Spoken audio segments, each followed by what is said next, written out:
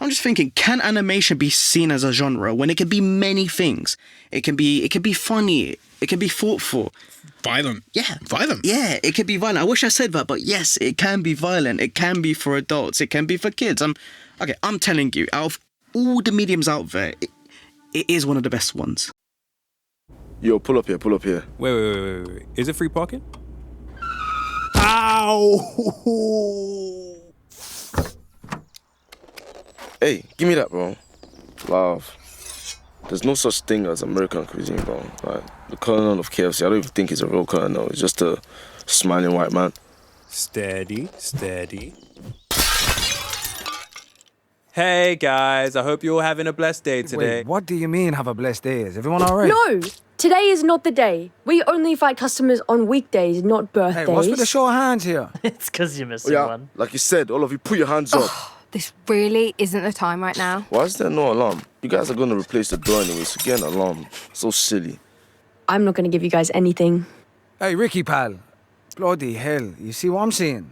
It's not just me, huh? Like if there's anyone here, no one cares about his birthday, just put your hands up. Hey, that goes for you. Just keep it up. Just keep it up. You don't need to cut me up. I can just give you it. No. You can keep your head. You can keep your head. Listen, go serve him. I take care of these guys. I got your back if you need anything, girl. Yo, listen. I'm personally going to lend you my hand, okay? Oh, yeah? Well, we'll see if the glove fits when forensics finds you in the fridge. I'm sorry, you would like to order something from this restaurant? You did this to yourself, yeah? You didn't to be born on the day that I'm hungry. You have no one else to blame but yourself, you monkey. I just like plain cheeseburger, right? Plain cheeseburger, so just the cheese and the bread, because that's technically a cheeseburger. So you're not trying to steal money from here. You're actually trying to put money in this tip. You can leave the patty out, you know. I could just put it in myself. It's not every day you get stupid requests. Peanut oil since when? Hey, you're using peanut oil for cooking. It's time for it to come back to God. No. Don't put me in there. Don't put me in there, lad. Ah! Not all cooking, not all food, but you never know, might be a trace. It looks finished. Everyone, get here! You're already here, but we're cutting the cake now.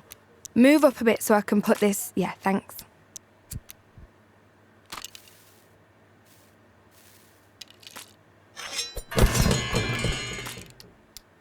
This is wonderful. Thank you, my dear. You scared me, man. Oh, was that really necessary? Ouch. Wait.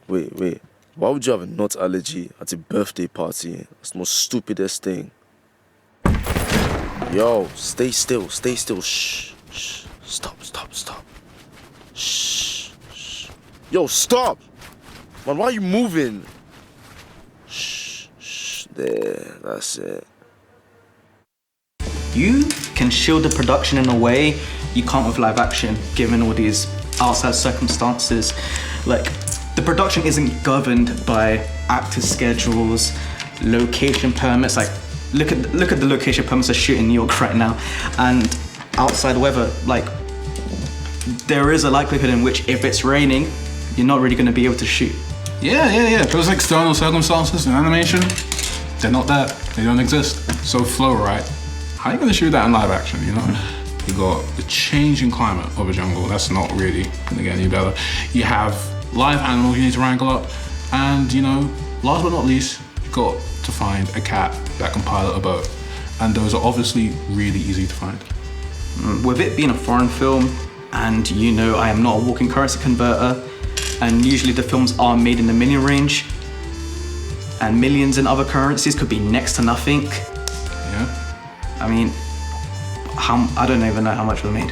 It's 3 million euros. I mean, I think that'll be pretty close. Okay, so that could be million in pounds. Yeah. Millions in pounds, sorry. Yeah. Could be. I'm gonna give my hats off to them, right? Being able to animate a full-length feature film on Blender, which is open source and free, so anyone could have done it, but they did it. And I don't imagine a lot of people work on it simultaneously. Yeah, how many people did? I mean, if it's an open source free software, I don't imagine them to have a big team. I'm gonna estimate, I'm just gonna say 10, 15, at most 20. Yeah, that's a realistic number, but still, got Latvia their first Oscar. Yeah. they all competing against these huge American studios over there. Like they probably had to mail the Oscar overseas. I was singing my praises about Flow and much respect to animation industry. All right. What are you gonna say? I'm just not seeing it. You know, in your words, you know, you said animation is the most definitive medium. I'm not seeing that. Okay. I'm just not. All right. You might not see it, but well, technically you have, because we were able to witness that progress in real time. When we'd go to the cinema to watch a WALL-E, watch a Ratatouille, and we saw that progression alongside with our parents, our siblings, our friends, literally anyone. They all saw that progress alongside you as well. These are all things we grew up with. We had the DVDs in our house, the VHS as well. We grew up on these movies and we saw these studios at their infancy. Yeah, so this progress from infancy thing you're talking about, it's kind of overrated. Limitations are there for a reason. Like, think about something like theatre. You got a performance, you got stage, and that's all you need to like entertain people. There's no extra progress or whatever. As a consumer, I think the only progression I've seen with live action is being able to go from 12A to 18. That's if I could be permitted to screenings, by the way. Yeah, you snuck in it? No, I didn't sneak in, I did not sneak in. But with animation, right, as a consumer, I was able to see those changes develop and evolve in real time with each new entry. I was able to see the tools. Then later, I learned how Pixar worked on the virtual cameras for that film. Roger Deakins, they got him right and he came off No Country for Old Men at the time. Yeah, that was the Best Picture winner for that year. He helped inform a virtual camera being something more like a traditional 35mm camera, right? You had like rack focus, distortion, and like Pixar really took those things and created their future projects with that format. Computers naturally latch onto perfection. And life isn't really that, right? It isn't all that, right? But the camera had to be coded as a human to be able to tell the story of functionally two inanimate objects.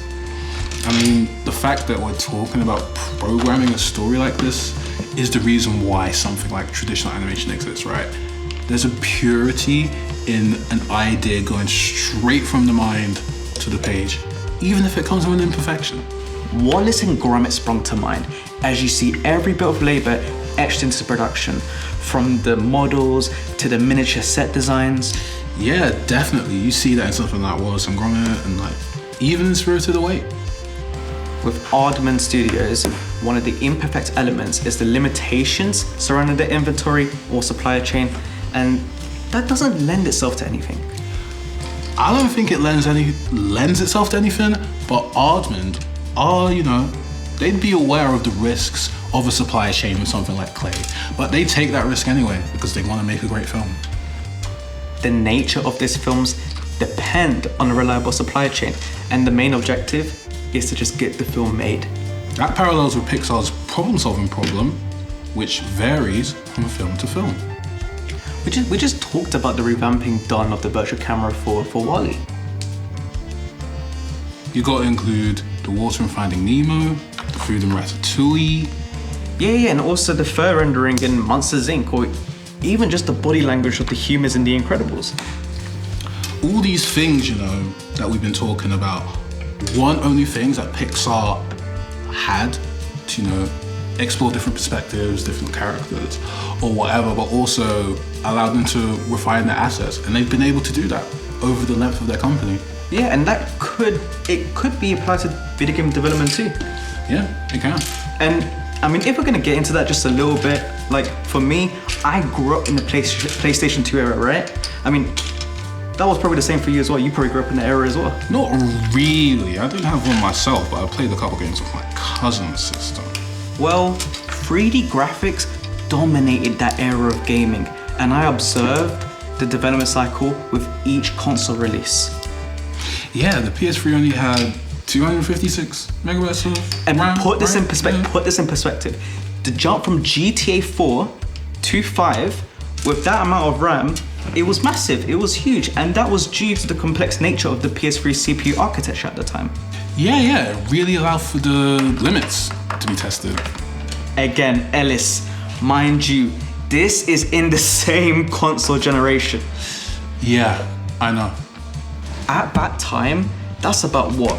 A 5 to 6 times increase in RAM compared to the PS2, and it gave studios the license to widen their ambitions when creating games, and it allowed them to create compelling narratives such as The Last of Us, Grand Theft Auto, Red Dead Redemption. Red Dead Redemption, absolutely, and that is a product of that evolution.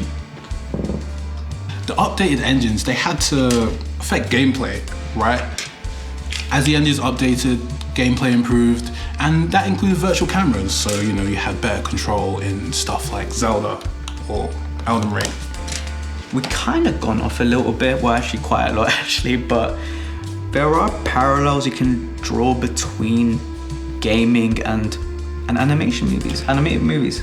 Yeah, that's technology and how it's contingent on being developed, right? Yeah, with proprietary engines and real-time engines as the update for each new game or movie. Remember when I talked about limitations, right? And how they lead to interesting choices, like with theatre, just being restricted to a stage. We were talking about the limitations surrounding Pixar, right? And them properly operating the first decade in the 2000s. That was their first proper decade, right? And the stories they were trying to tell were informed or at least shaped by the problem solving and the troubleshooting that they were trying to do for those movies.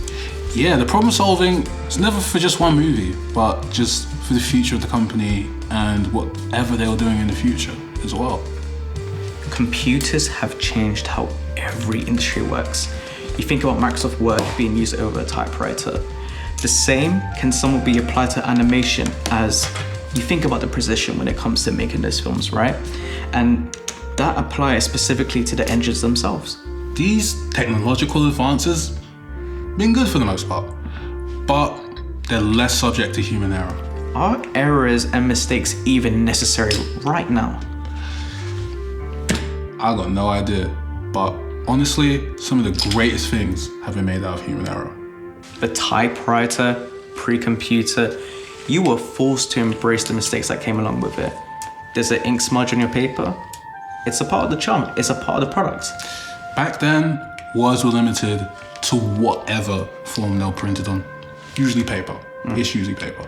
But now, with the technology that we have, and we've discussed it in animation, but it applies to our day-to-day tasks, I've got to wonder, do we still need human error? Nice.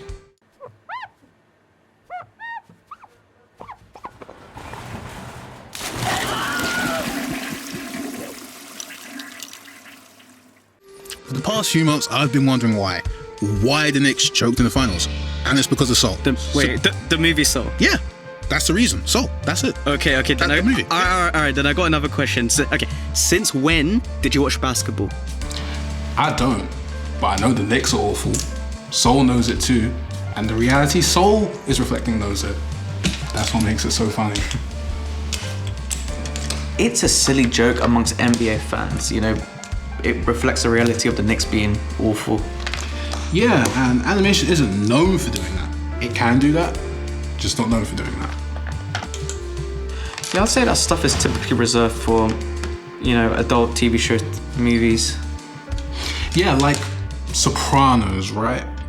You have the format of mob films, and they use it to explore immigrant family dynamics, mental health. Basically what I'm saying, Tony Soprano, he could be a dad. Yeah, and it's pretty self-explanatory, and the idea of these more adult themes appearing in children's animations do serve as access point for, kids themselves. It differs though, because in animation, there's a need to have explicit messaging and takeaways, and adult TV doesn't have that burden, right? Look at something like Zootopia, where, we're speaking about stereotyping. That cannot be vague for a child, It was successful with its message at that specific time. Through audience, critical, and box office reception, it was a reaction to the politics mainly during that time in 2016. Yeah, it did well critically and was well made, but it spoke to the moment so accurately. We're both young and aware of the issues at the time, but we weren't politically well versed, but we knew about the issues. Yeah, and it wasn't even our first time interacting with mature themes in an animated film. Like, that first time for me was 2009, Up. That was really a big exposure. I think for me it was either Spirited Away or Grave of the Fireflies. Yeah, good one. It was those opening 9 minutes in Up that really gave 9-year-old me a look into what grief and aging was. It was something that turned from alien to a familiar thing that could happen to me, my family, my parents. Really weird stuff. What Spirited Away represented for me, at least, is the practical issues a child goes through when, they're sort of thrusted into an adult situation. And I could see myself in that protagonist where she wasn't able to qualify what the issue is, she just had to do it. The strength of Studio Ghibli's films lies in what you said, right? You have a child lead and a vibrant environment, and that's the perfect place to explore these heavy ideas. Like, look at The Boy and the Heron and how it uses surrealism to explore Miyazaki himself.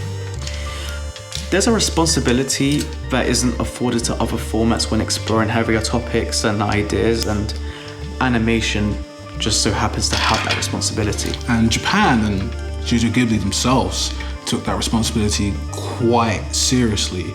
Japan had this sort of cultural power, right? And you had the likes of Akira Kurosawa or Nintendo being part of that, and that allowed them to explore these wilder things. So Miyazaki could really channel his ideas of being an environmentalist or anti-war into this stuff. Yeah, and you get the type of films we'll talk about right now. For instance, another Studio Ghibli film, Wind Rises, is about an aeronautical engineer who happens to build planes for Japan in World War II. And you kind of see the moral dilemmas that come alongside with that. Similar to Oppenheimer, The Wind Rises and Oppenheimer both explore moral dilemmas in World War II. Oppenheimer, America; Wind Rises, Japan. But Oppenheimer seems more rooted in reality, mainly because it was shot live action. Animation worked to the benefit of Wind Rises, as it wanted to portray something dreamlike, even if live action can be dreamlike. Animation can afford to have that distance when committing to reality and the idealism of the main character of The Wind Rises. Ghibli were able to explore so many different styles within their storytelling, and Pixar did the same. I mean, look at something like Inside Out, right? Where it dealt with emotion directly, not a subtext like previous Pixar films would have done. On the surface, Inside Out is a movie about adolescence. However, you see Riley's mind, the main character, and essentially her emotions being personified by shapes and colours. Along with the islands representing her core memories. The islands serve to answer the question, how do you disconnect from your memories and experiences as you get older? And it also serves to answer the question, what is turmoil from a child's point of view? It appealed to all ages. In the case of Inside Out, it was an adventure story, which appealed to younger people, right? And it was through the lens of pop psychology for a more mature audience, Sometimes, just sometimes, this approach is, I believe, is a little bit better than Ghibli's, which is a lot more patient and open to interpretation, but may not be as readily available to the viewer. Yeah, the reason why Miyazaki is so revered, not just because of his themes or the stories he explored, but also the innovative approach he took to telling those stories. The Wind Rises fits into the cultural export when communicating to an audience outside of Japan, as it takes a part of its history and communicates to the audience outside of Japan its perspective on those events. Do you think a country like America would ever attempt anything like that? I mean, they have a pretty strong cultural dominance in entertainment. I mean, are you right? I think, listen, I think they do. I think they kind of do, bro. Yeah, you've got a point. But here's my whole thing. America has an allegiance to escapism. Like, we were talking about Zootopia earlier, with the themes and all of that. But at the end of the day, these themes are inside something that requires people to escape and not directly confront it. Yeah, I mean, that's it.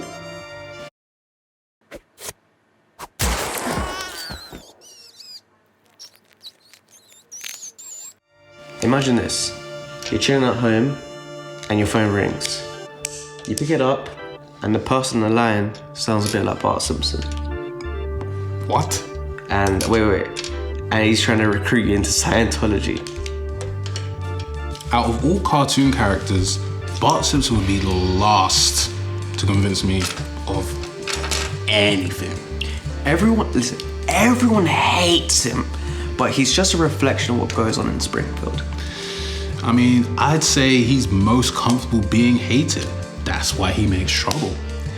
I mean, with all the commotion he sort of stirs in his household, you know, it's funny, but seeing it as an older person just kind of exposes the dysfunction in the Simpsons household.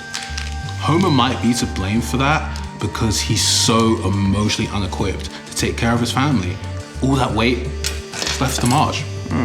And the backbone of The Simpsons was to put a magnifying glass on that kind of stuff, which at the time was uncomfortable for mainstream audiences, well, in that point of time. But it was relatable. The 80s had so much escapism on TV that perpetuated like these really false ideas about the emotional and financial stability of an average American nuclear family. And The Simpsons wasn't going for any of it. The only relief in the Simpsons family is Lisa. She's seen as the golden child. She kind of gets bullied for that as well. Yeah, she carries the burden of being perfect, the same way Marge carries the emotional labor of the family.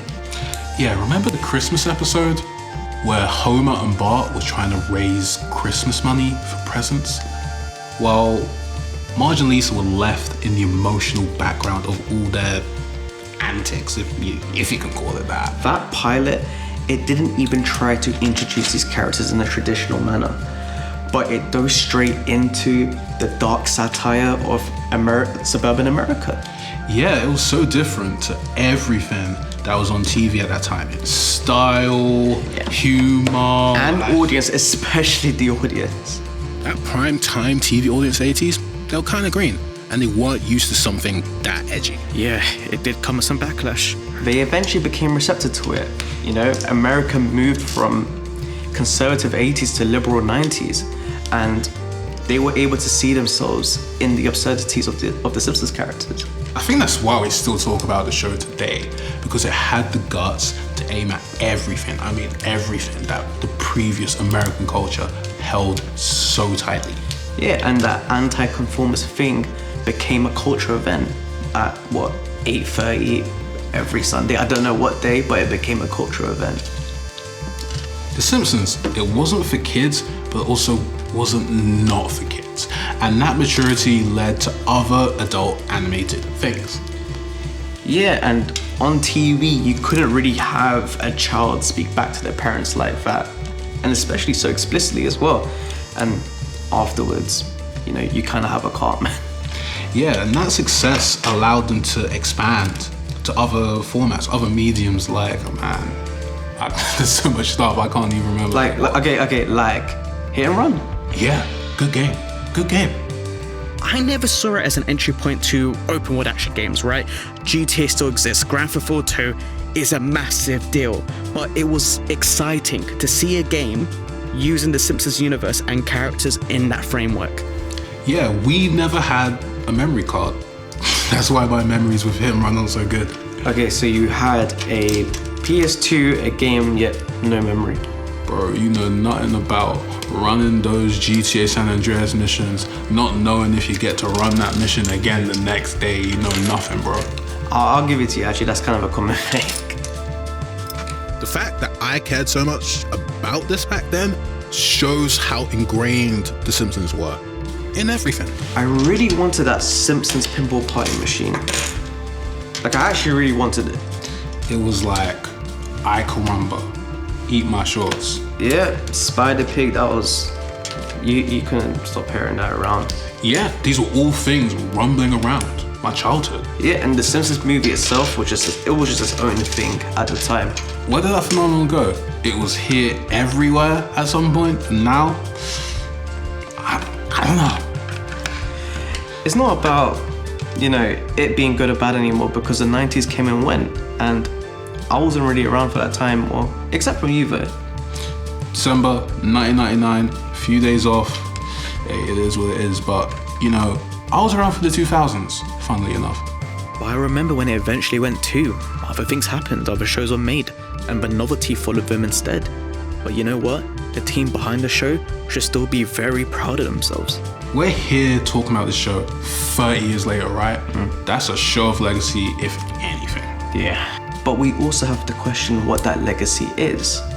We've said that the show has disappeared, but what does that really mean? Well, to me, the show's legacy is still intact. The impact it made on American television, embracing family dysfunction. You got Homer's laziness, Bart's troublemaking, Marge's command of the household. It took something controversial in life, specifically in animation, alcoholism, swearing, family dysfunction. It created ripple effects in shows that we watch today. And to me, that is more important than any track record. I just want to say thank you, Matt Groening, for representing my family and many other families that look like mine. Thank you. Thank you. Can I get a coffee with 12 sugars and 4 creams in a cup? Would you like to take insulin to go along with that? Hey girl, I know my shift ended like 2 hours ago, but can I get some free stuff? The regular? Could do with a please, Love you. Vanilla and in a cone. Yes, thank you.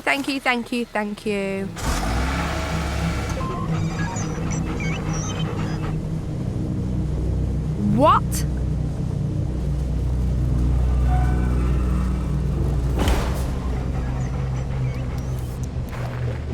You see how you got my food? We don't even have people's food on time. They're waiting. People can't even see us on the S&P 500 no more. When I came into this game, my coworker's goldfish had 50 shares, but now you'd be lucky to get a... Thanks for the order.